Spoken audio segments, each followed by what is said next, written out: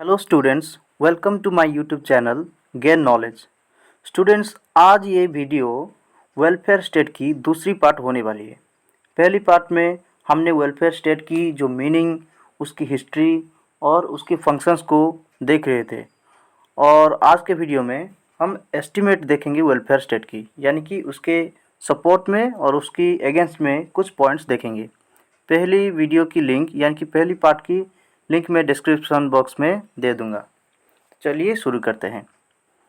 Justification यानी कि उसके सपोर्ट में क्या क्या क्या पॉइंट्स है जो एक वेलफेयर स्टेट को जस्टिफाई करता है। पहला है positive state. Welfare state is a positive state. एक जनहितकारी जो राज्य है वो एक पॉजिटिव स्टेट है, सकारात्मक स्टेट है। It gives emphasis on all round development of individuals.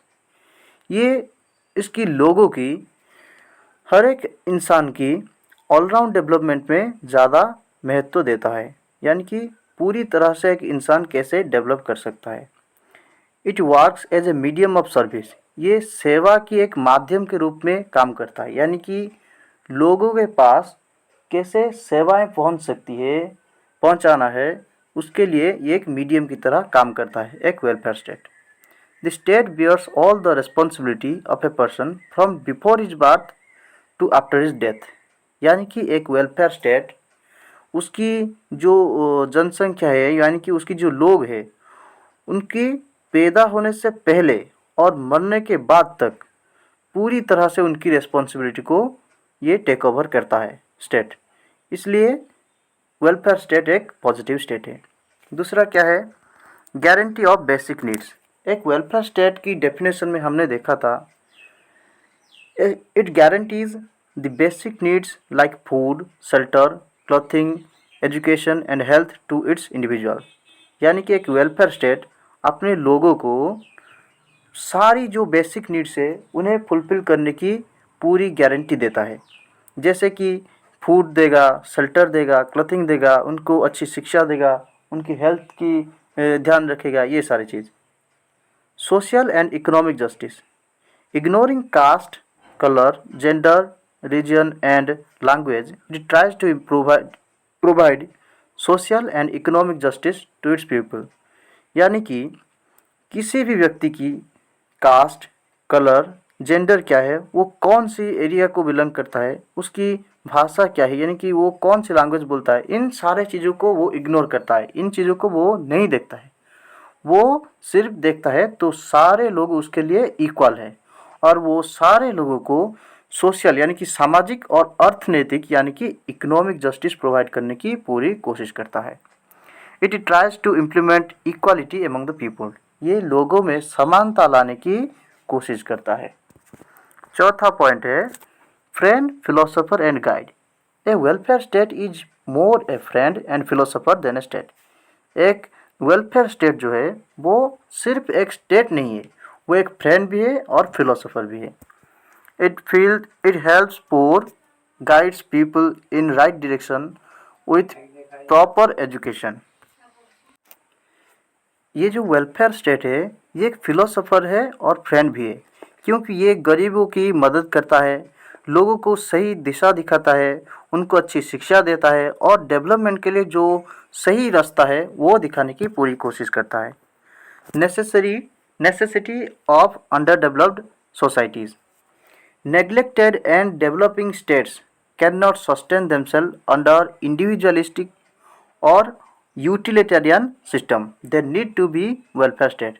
Neglected और developing state यानी कि जो भी बिछड़े हुए और जो डेवलपिंग स्टेट है, जो धीरे धीरे डेवलप हो रहे हैं, they can not sustain themselves under a individualistic और यूटिलिटेरियन सिस्टम। वो एक व्यक्तिवाद और एक यूटिलिटेरियन सिस्टम में कभी भी अपने आप को एडजस्ट नहीं कर सकते हैं, इसलिए उन्हें एक वेलफेयर स्टेट की ज़रूरत होती है, और वेलफेयर स्टेट उन्हें सारी सुविधाएं दिलाने की पूरी कोशिश करता है। अब देखते हैं इसकी कुछ क्रिटिसिज्म। Parasite attitude. पैरासाइट का मतलब किसी के ऊपर पूरी तरह से डिपेंडेबल होना। A welfare state promises to meet the basic needs of its people। Welfare state अपनी लोगों की जो बेसिक नीड है उन्हें पूरी करने की कोशिश करता है। It also provide safety and security to all category of people. ये सारे कैटेगरी के पीपल यानी कि जितने भी संप्रदाय से जुड़े हुए लोग हैं सबको सिक्योरिटी और सेफ्टी देने की कोशिश करता है। Thus people lose enthusiasm and interest to tend to become lazy इस वजह से लोगों को पूरी सुविधाएं तो सरकार से मिल रही है, राज्य से मिल रही है, इस वजह से लोगों को हार्डवर्क करने की उनके अंदर जो इंटरेस्ट है वो ख़त्म हो जाती है और वो क्या हो जाते हैं, पूरी तरह से लेजी, पूरी तरह से स्टेट के ऊपर डिपेंडेबल हो जाते हैं। वो ये नहीं होना चाहिए। सेकेंड पॉइंट है इंक्रीज्ड बर्डन ऑफ टैक्सेशन, यानी कि टैक्स बढ़ती जाना। It needs more money to meet the basic needs of every category of people. लोगों की सारी बेसिक नीड को पूरी करने के लिए ज़्यादा से ज़्यादा पैसों की ज़रूरत पड़ती है। It puts a lot of pressure in the form of taxes to fulfil the amount. ये जो ज़रूरत है यानी कि जो पैसों की ज़रूरत है वो पैसा कैसे पूरा होगा, यानी कि वो पैसा आएगा कहाँ से, इस वजह से वो लोगों के ऊपर ज़्यादा से ज़्यादा प्रेशर डालता है स्टेट। किस रूप में? टैक्स के रूप में, उनसे टैक्स वसूल करता है। Industrious people are forced to pay much taxes. जो इंडस्ट्रियस यानी कि हार्ड वर्किंग पीपल है जो ज़्यादा से ज़्यादा इनकम करते हैं उन्हें फोर्स किया जाता है ज़्यादा से ज़्यादा टैक्स देने के लिए। वो टैक्स भरते हैं और सुविधाएं वो लोग पाते हैं जो काम नहीं करते हैं। वो खुद तो पाते हैं, उसके अलावा जो काम नहीं करते हैं वो भी उनकी सुविधाएं लेते हैं। Expensive state, welfare state is a very expensive state, यानी कि ये बहुत खर्चीला है, यानी कि इसके एक वेलफेयर स्टेट मेंटेन करने के लिए बहुत सारी पैसों की ज़रूरत होती है। Maximum government capitals are used for public service, safety and management.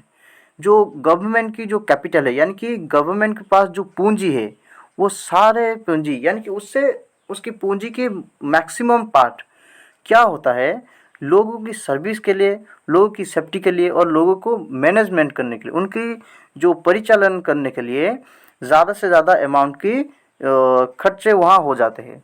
तो इस वजह से there can be seen a shortage of money for other purposes. तो लोगों को जो जो दूसरे डायरेक्शन से यानी कि जो और भी कई सारे काम हो सकते थे उनके लिए पैसों की शॉर्टेज वहाँ दिखाई देती है। तो सिर्फ लोगों को सर्विस करना और उनकी सेफ्टी और मैनेजमेंट छोड़कर और जो दिशाएं हैं जिन पर एक देश को डेवलपमेंट करना चाहिए वहाँ डेवलपमेंट नहीं हो पाता है। चौथा है किल्स इंसेंटिव्स।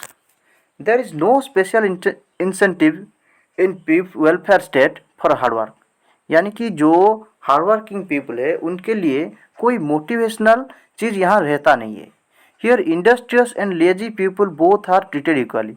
यहाँ जो हार्डवर्किंग पीपल है, इंडस्ट्रियस पीपल है और वो जो लेजी है यानी कि जो काम करना ही नहीं चाहते हैं, उन दोनों को एक ही तरह से ट्रीट किया जाता है, दोनों को इक्वली देखा जाता है। The unworthy also share in the acquired of industrious people, यानी कि जो अनवर्दी यानी कि जो एबल नहीं है, जो योग्य नहीं है, वो भी क्या करता है, जो योग्य व्यक्ति है, जो इंडस्ट्रियस पीपल है, उसने जो भी अपनी लाइफ में कमाई की है उससे शेयर मिल रहा है एक अनवर्दी पीपल को, यानी कि जो योग्य व्यक्ति नहीं है वो शेयर लेता है एक योग्य व्यक्ति की इनकम से। तो इस वजह से जो हार्ड वर्किंग पीपल है उनके लिए कोई मोटिवेशनल बचता ही नहीं है कि वो ज़्यादा से ज़्यादा काम कर पाए, क्योंकि वो काम करेंगे और प्रॉफिट किसी और को जाएगा तो उनके लिए कोई मोटिवेशनल बचता ही नहीं है। फिफ्थ पॉइंट है not sustainable for poor state, यानी कि जो गरीब राष्ट्र है, गरीब राज्य है, उनके लिए ये एफोर्ड करना मुश्किल है। The poor state can not afford such an expensive system, यानी कि वेलफेयर स्टेट जैसा सिस्टम एक गरीब राज्य एफोर्ड नहीं कर सकता है। क्यों? It can not meet the basic needs of every person, क्योंकि अगर एक गरीब राज्य है वो अपने लोगों की सारी सुविधाओं को देखता है, यानी कि लोगों को सारी सुविधाएं देने की कोशिश करेगा तो वो नहीं कर सकता है।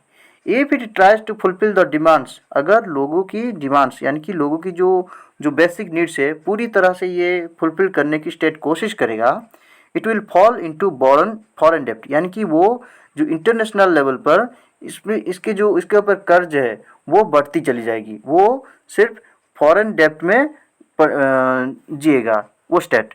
और ऐसे वो स्टेट क्या होगा, एक वक्त ऐसा आएगा जब वो ख़त्म हो जाएगा।